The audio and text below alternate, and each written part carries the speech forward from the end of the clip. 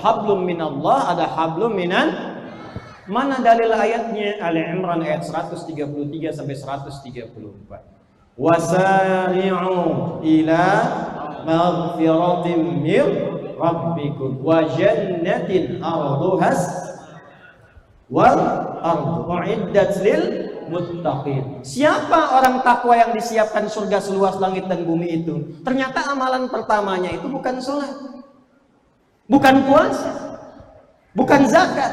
Amalan pertamanya alladzina yunfiquna fis sarra'i wal kadhiminal ghaidha wal 'afina 'anil wallahu yuhibbul muhsinin. Amalan pertamanya ternyata dia punya sifat gemar berbagi. Jadi kalau orang sholatnya benar itu terhubung dengan Allahnya benar, itu pasti kata Quran punya sifat sosial yang tinggi. Jadi hablum minallah dengan hablum minannas itu seimbang. Karena itu orang yang sholatnya benar sifat pertamanya tanha anil fahsya'i wal munkar. Nah, tanha anil fahsya'i wal munkar itu prakteknya kapan? Ketika kita berinteraksi sosial. Karena itu ada hadis di Sahih Al-Bukhari, riwayat sahabat Abu Hurairah radhiyallahu taala anhu, ada orang yang pernah terlihat, ingat ya, kalau Nabi sebutkan ini pasti akan terjadi. Dan mungkin sudah kejadian. Kata Nabi, ada orang yang datang di hari kiamat, ya'ti yaumal qiyamati bi sholatin, salatnya rajin. Jangankan fardu, sunnah dikerjakan. Wa siyamin, puasanya rajin. Wa zakatin, zakatnya rajin. Cuman sayang, ya'ti qad syatama hadza. Ternyata ketika di hari kiamat, dia pun datang dengan membawa banyak dosa, pernah saling mencela. Halo? Sekarang saya tanya sekarang. Zaman sekarang ada yang saling mencela? Banyak. Ketika dilihat orang yang saling mencela itu pernah sholat tidak? Nah, rumusnya begini. Kalau ada orang sholat dan mencela, itu pahala sholatnya kata Nabi. Ini Nabi yang sampaikan nih. Tukhadhu hadza min hasanati wa hadza min hasanati. Kalau ada orang sholat mencela orang lain, pahala sholatnya langsung dipindahkan kepada yang dicela itu. Sholat keluar dari masjid, nyela. Kadang nggak tanggung yang dicela imamnya. Siapa tadi yang baca itu? Iya, bacanya gitu banget. Itu pahala pindah ke imam. Belakang bilang, alhamdulillah Ustaz, saya tidak. Bagus. Tidak seperti ibu itu. Tunggu ibu itu tuh kalau bicara. Wa qadzafa hadza. Ada orang rajin puasa, tapi senang nuduh juga. Wa akala mala hadza. Ada orang zakat, iya zakat, cuman juga suka korupsi. Ngambil harta orang lain dengan cara yang tidak benar. Puncaknya apa? Allahu Akbar, hati-hati, hati-hati. Jangan sampai ajaran begini masuk ke metro. Wasafaka dama hadza. Ada yang menumpahkan darah dan mengatasnamakan Allah di dalam. Tembak orang, Allahu Akbar. Bom orang, Allahu Akbar. Itu disebut oleh Nabi orang yang muflis, kelak dijamin bangkrut saat di akhirat. Saya tanya sekarang, ada orang yang suka meledakkan diri tapi mengatakan kalimat Allah ada? Ada orang melukai atas nama Allah ada? Tolong jangan dekat-dekat yang begitu ya.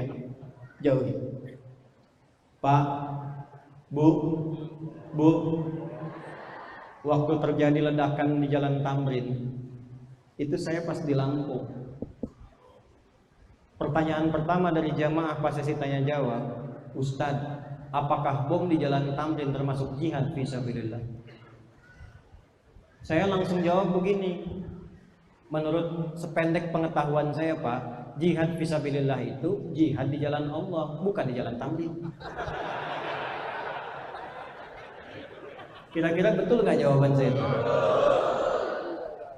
Kalau kita ingin mempraktekkan hablum minannas, maka prakteknya melewati sekat-sekat akidah.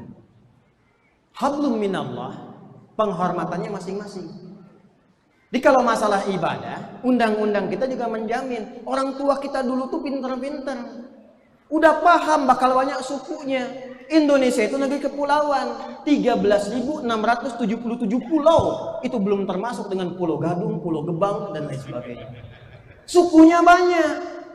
Makanya dipagari, saling menghormati, kita sudah khatam. Pasal 29 ayat yang kedua. Negara menjamin kemerdekaan tiap-tiap penduduk untuk memeluk agamanya masing-masing dan beribadah menurut agama dan kepercayaannya itu. Jadi kalau masalah hablum minallah, ibadah ritual, kita saling menghormatinya masing-masing. Kalau ada saudara-saudari kita sebangsa setanah air, ada yang Kristen, yang Hindu, yang Buddha, mereka memilih keyakinannya, dia hormati. Lakum dinukum, nggak, jangan diganggu, jangan diusili. Dibiarkan dia hormati sehingga merasakan kenyamanan dengan prakteknya masing-masing. Tapi juga jangan ikut-ikuti. Masjid At-Taqwa butuh orang sholawatan. Sholawatannya jangan pindah ke tempat ibadah lain. Di Masjid At-Taqwa masih banyak dibutuhkan yang azan. Azannya jangan pindah ke tempat lain. Cukup saling menghormati dengan cara memberikan kenyamanan ibadah untuk masing-masing. Tapi hablum minan nas, awas. Jangan mempraktekkan hablum minan nas bahkan untuk orang Islam hanya dengan Islam saja, tidak. Mungkin di metro ada yang Kristen, ada yang Hindu, ada yang Buddha. Dalam praktek hablum minan nas, hubungan kemasyarakatan, hubungan sosial, rangkul satu dengan yang lain. Kerjasama makmurkan metro, kerjasama meningkatkan kebaikan-kebaikan, kesuksesan membangun kota ini. Kerjasama yang Muslim dengan yang Kristen, dengan yang Hindu, dengan yang Buddha, sepanjang aspeknya aspek sosial. Jangan Anda yang sok, yang lain sial. Makanya hadis-hadis terkait dengan interaksi sesama itu hadisnya indah sekali. Contoh begini, ini contoh ya, contoh nih. Kalau Anda masak-masakan, baunya sampai ke tetangga, maka bagilah tetangga itu walaupun hanya hafal kuahnya. Tapi cara bacanya bukan dengan terjemahan. Anda masak opor ayam, Anda makan ayamnya, kuahnya Anda bagi tetangga.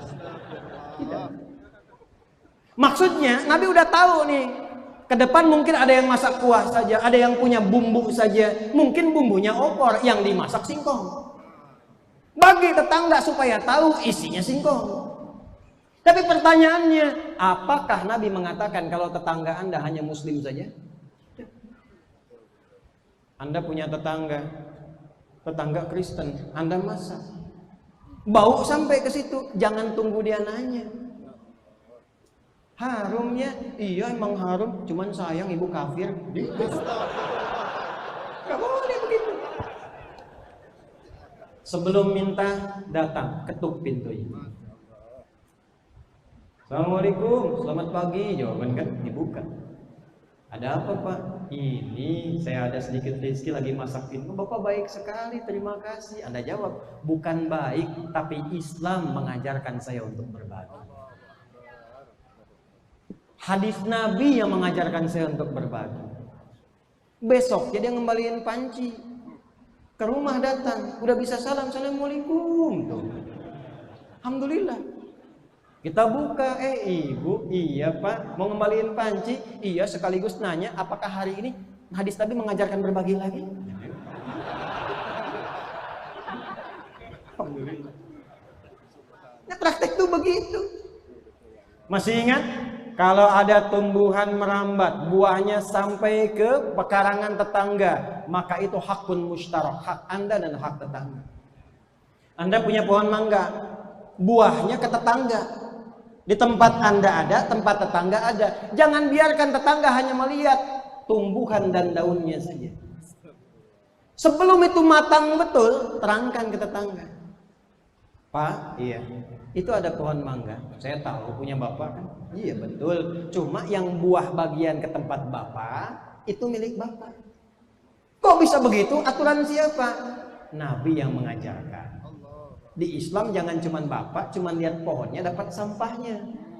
Begitu lihat mangganya, mangganya milik Bapak. Alhamdulillah. Cuman kan kadang nggak banyak orang tahu hukum itu berlaku untuk pohon saja. Kadang-kadang celakanya besok-besok ayam Anda main ke tempat dia.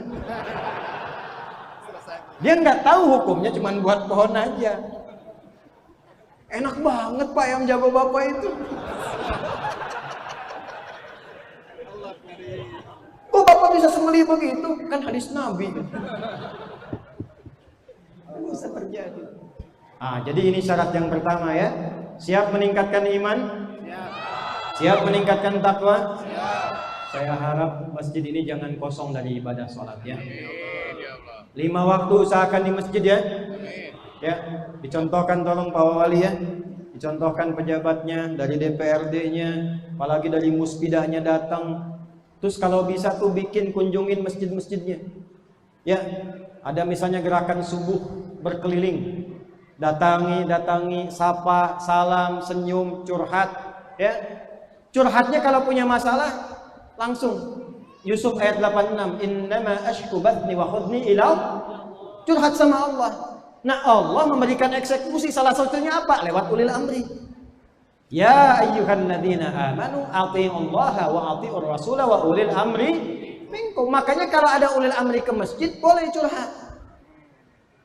Jangan dicurhatkan di media sosial. Nggak nyangka ya, nyangka. Kalau di depan macet, konsultasikan kepada yang punya kewenangan. Jangan dibikin status. Ceklik, metro macet hari ini. Emang kenapa? Nggak jadi solusi. Jelas? Kenali siapa yang datang, saling mengenal.